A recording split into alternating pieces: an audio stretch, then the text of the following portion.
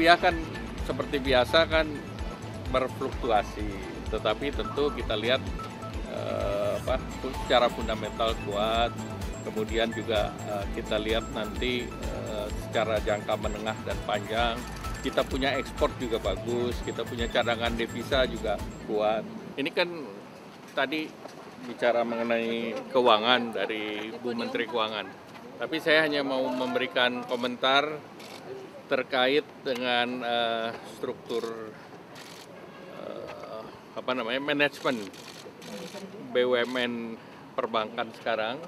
Itu memang arahan Bapak Presiden bahwa jumlah daripada komisarisnya itu dibuat lebih ringkas dan diisi oleh profesional.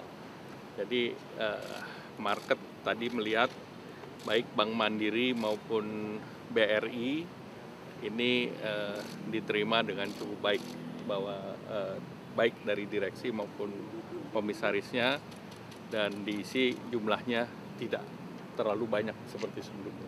Komposisinya berapa Pak? Sudah dibahas belum Pak? Kira-kira berapa? Nggak, itu sesuai kebutuhan, tetapi dibandingkan yang sebelumnya kan lebih gemuk, sekarang lebih ringkas. Pak, di jajaran komisarisnya kan sekarang sudah ada orang-orang BI, Pak. Apakah itu merupakan arahannya Pak Presiden? Ya, itu arahannya kan harus diisi orang-orang profesional. Jadi kalau misalnya ada yang mewakili kementerian, ada yang mewakili dari keuangan, ada yang mewakili juga misalnya kalau untuk BRI, unsur Kementerian Teknis UMKM-nya pun sudah ada. Pak, sejauh ini masih bertahan di Kemenko kan Pak? Siapa yang nitip? masih bertahan ya Pak? Masih bertahan ya Pak? Masih kerja nih, sampai sekarang masih kerja. Sampai sekarang masih bertahan berarti apa ya? Apa? Seperti apa Pak? Apanya? Untuk rupiah, situasi rupiah. Ya, rupiah kan seperti biasa kan berfluktuasi, tetapi tentu kita lihat secara fundamental kuat. Kemudian juga kita lihat nanti secara jangka menengah dan panjang, kita punya ekspor juga bagus, kita punya cadangan devisa juga kuat, raca perdagangan bagus. Jadi dengan demikian fundamental kita bagus, plus kita kan sudah melaksanakan yang namanya devisa hasil ekspor. Jadi kita tidak tercorner ke depan.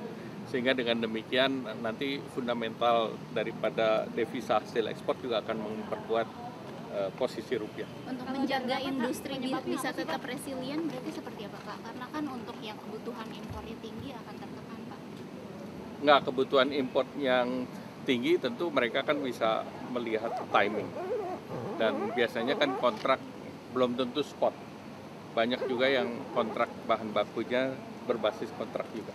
Ya, terima kasih. New Development Bank Sendiri gimana Pak? New Development Bank kenapa? itu tahapan selanjutnya apa? Nggak, New Development Bank kan itu bagian dari perbankan di bawah BRICS. Dan Indonesia sebagai anggota BRICS itu punya jatah untuk ikut dalam New Development Bank.